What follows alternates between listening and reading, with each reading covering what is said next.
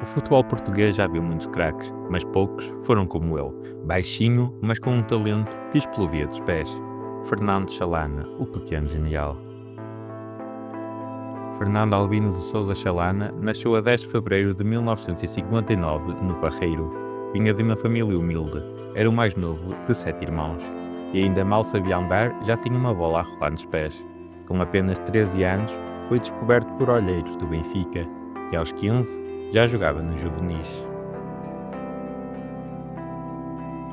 O país conheceu o nome Chalana no dia 7 de março de 1976.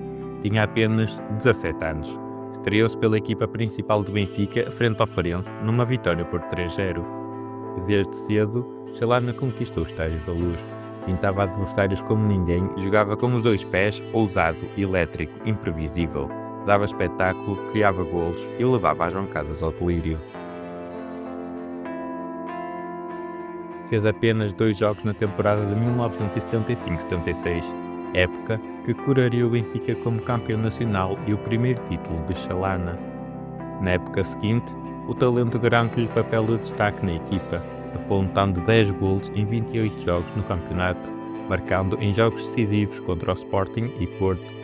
Era já por esta altura um ídolo dos adeptos benfiquistas, tendo de igual forma conquistado a admiração junto dos seus companheiros. Tony, conhecido jogador e treinador do clube encarnado, que também temos história aqui no canal, se referia que a mensagem que passava no balneário era de passar a bola ao miúdo, que ele resolve. Tal a preponderância e o gênio de Chalana. Apelidado já pela imprensa portuguesa de pequeno genial, começou a marcar presença assídua na seleção nacional, falhando no entanto o Campeonato do Mundo de 1978. Mas nem isto beliscava a admiração pelo seu gênio, a qualidade com que fazia o lado esquerdo do ataque benfiquista apaixonava aqueles adeptos rivais que ficavam verdadeiramente maravilhados com o seu pé esquerdo. Mais tarde, o próprio revela ser ambidestro. As pessoas pensam que sou canhoto, mas sou destro. Talvez por isso enganava muitos adversários. Decorria a época de 1978-79, numa vitória benfiquista por 5-0 sobre o Sporting, com 3 assistências de Chalana. Arthur, defesa sportinguista, chegou a pedir para que parasse o baile, tal o sufoco que exercia sobre os adversários. As lendas eram tantas que os adeptos começavam a dizer que se o drible não fosse executado da forma que Chalana queria, este voltaria atrás apenas para ultrapassar novos adversários. Em 1979-80 vieram as primeiras lesões, o que ia marcar a sua carreira. Disputou apenas 10 jogos, não podendo ajudar na conquista da Taça de Portugal. Na época seguinte, com forte participação de Chalana, o Benfica reconquista o Campeonato Português e vence a Taça de Portugal, triunfando sobre o Porto, conquistando a dobradinha na época 1980-81, ficando só às portas da final da Taça das Taças, perdendo na meia-final para o Carlos Zeiss Jena. Na época de 1981-82, surgem as primeiras propostas para Chalana jogar no estrangeiro, mas com estatuto de inegociável, o Barcelona acabou por ir buscar para os seus quadros Maradona, para a época de 1982-83. Com a chegada de Sven-Goran Eriksson em 82-83, Chalana faz uma das melhores temporadas da sua carreira, sendo novamente campeão nacional e marcando gols decisivos, como é o caso do gol da vitória na final da Taça de Portugal, conquistando mais uma dobradinha. Na Europa, o Benfica voltou às finais europeias, eliminando equipas como a Roma, mas perde na final da Taça UEFA para o Anderlecht. Dessa edição ficará célebre a cuspidela de Sebastiano Nella em Chalana, que, irritado pelos dribles acompanhado de Olé, perdeu as triveiras, deixando Sven-Goran Eriksson à beira de um ataque de nervos. A época seguinte trazia novo campeonato e uma saída nos quartos finais da Liga dos Campeões, ao pé do vencedor, o Liverpool. Chalana continuava, no entanto, a desequilibrar com os seus dribles e assistências. Na época de 83-84, acompanhando nomes como Bento, Diamantino, Carlos Manuel, Nené ou Stromberg. Entre 1976 e 1984 fez 302 jogos pelo Benfica e marcou 49 golos. Conquistou 5 campeonatos nacionais, 3 taças de Portugal e 2 supertaças.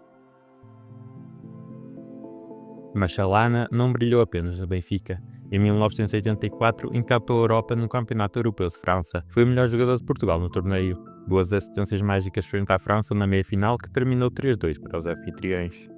Nesse ano, conseguiria lugar na equipe ideal do Euro 1984, o prémio de jogador português do ano, e terminou o ano com o quinto mais votado para a Bola de Ouro de 1984, com 18 votos. Despertou o interesse de grandes clubes e o Bordeaux pagou por levar. Chalana troca a luz pelo Bordeaux em 1984, mas o que pareceu o passe ideal virou pesadelo. As lesões musculares tornaram-se constantes. Nunca conseguiu atingir a regularidade. Fez apenas 22 jogos em 3 épocas.